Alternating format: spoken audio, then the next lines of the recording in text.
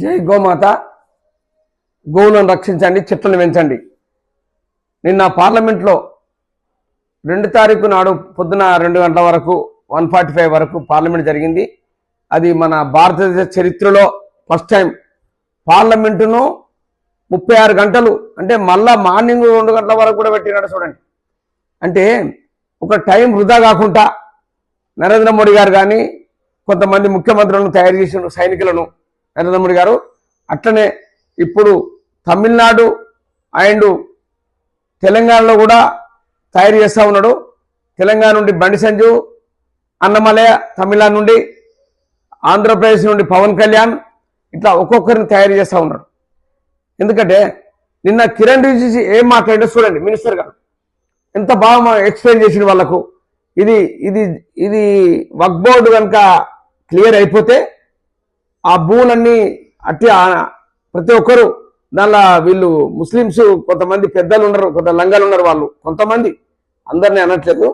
అయితే వాళ్ళు దాన్ని వాడుకొని ఈ భూమిని ఈ రైల్వే మొత్తం బోర్డు మాదే, పార్లమెంట్ నాదే, ఇది వీళ్ళు చేసే పనులు ఇవి. ఇప్పుడు నాకు కలిసిన డ్యామ్ నాదే, ఇట్లా చేస్తూ ఉన్నారు వీళ్ళు. అంటే వీళ్ళు ఎందుకు ఆ భూములన్నీ వేస్ట్ అయిపోతున్నాయి, అనాక్రాతం అయిపోతున్నాయి అని ఆలోచన కొద్ది వీళ్ళు చేశారు.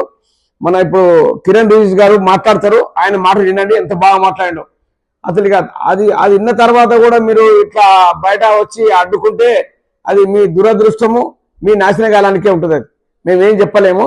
మీరు ఆయన చెప్పింది ఒకసారి మంచి క్లియర్ మాట్లాడినాను. కింద స్కోలింగ్ కూడా వచ్చింది, అది మీకు వినిపిస్తా చూడండి. మీరు అనవసరంగా నరేంద్ర మోడీ గారితో పెట్టుకోకుని, ఆయన అందరికీ ఒకటే చేస్తూ ఉన్నాడు. హిందూ ముస్లిం క్రిస్టియన్ ఏం భేదం లేకుండా ప్రతి ఒక్కరికి మన వచ్చిన స్కీములు, ఫలాలు ఉంటాయి కదా స్కీములు, వాళ్ళకు వచ్చేది రైస్ కానీ ఏది కానీ ప్రతి ఒక్క కమ్యూనిటీకి పోతున్నాయి. దానికి మీరు ఎందుకు అవసరం గొడవలు చేస్తూ ఉన్నారు రోడ్ల మీద వచ్చి? ఇవన్నీ చూడండి ఎట్లుందో. ఒక్కొక్కటి నేనేం చెప్తున్నా చూడండి. నిన్న ఇక్కడ పిల్లలను గొడ్డలు కొట్టాను కొడుతున్నారు.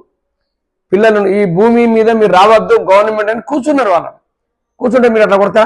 వాళ్ళు భూమిని ఎత్తుకపోతుర్రా? ఆ భూమిని ఆక్రమించాలని ఇల్లు కడుతుర్రా? అట్లా మీరు అవన్నీ బాగా అబ్జర్వ్ చేస్తూ ఉన్నారు.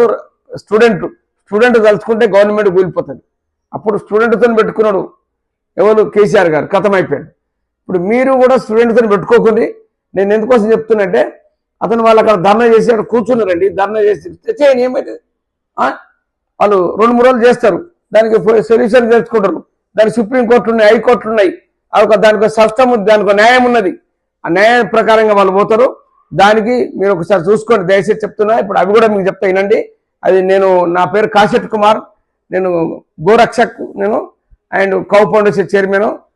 కాశెట్ కుమార్ ఇంపాక్ట్ ఛానల్ నాది. మీరు ఒకసారి దీన్ని కూడా చూసుకోండి. మీకు అవకాశం ఉంటే సబ్స్క్రైబ్ చేసుకోండి. ఏమైనా తప్పులు మాట్లాడితే నన్ను విమర్శించాలి.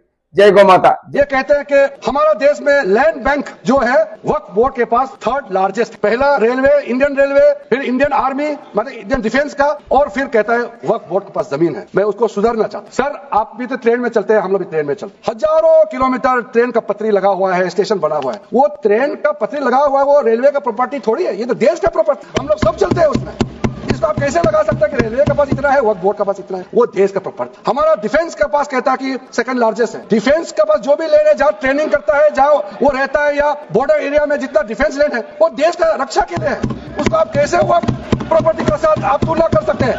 वक्फ प्रॉपर्टी प्राइवेट प्रॉपर्टी होता है सर। तो इसलिए दुनिया में सबसे ज्यादा वक्फ प्रॉपर्टी हिंदुस्तान में है। सिर्फ हमारा देश में ही नहीं, दुनिया का सबसे बड़ा और सबसे ज्यादा वक्फ प्रॉपर्टी हिंदुस्तान में है। तो फिर ये क्यों है? 60 साल तक आप सरकार में रहे हैं, हमारे देश में मुसलमान इतना गरीब क्यों है? जब दुनिया का सबसे ज्यादा वक्फ प्रॉपर्टी हमारा देश में है, तो हमारा गरीब मुसलमानों का पढ़ाई के लिए, मेडिकल ट्रीटमेंट के लिए, स्किलिंग के लिए, इनकम जनरेशन के लिए क्यों काम नहीं हुआ आज तक? बताइए। ये दुनिया का सबसे बड़ा वक्फ प्रॉपर्टी अगर हिंदुस्तान में है, तो उस प्रॉपर्टी से गरीबों का उत्थान के लिए, लोगों का भला के लिए अगर ये सरकार नरेंद्र मोदी जी के नेतृत्व में गरीब मुसलमानों के लिए काम कर रहा है, तो इसमें आपत्ति क्यों होना चाहिए? आप लोग बताइए। इसलिए सर इसको धर्म जाति से बाहर उतर करके सबको सीधा अपना दिल से पूछ करके आप सोच के देखिए कि आप जो लोग आज इस बिल को विरोध कर रहे हैं, आज 1 साल 2 साल नहीं, सदियों तक हमारा देश उसको याद रखेगा कौन इस बिल को समर्थन कर रहा है, कौन इस बिल को विरोध कर रहा है।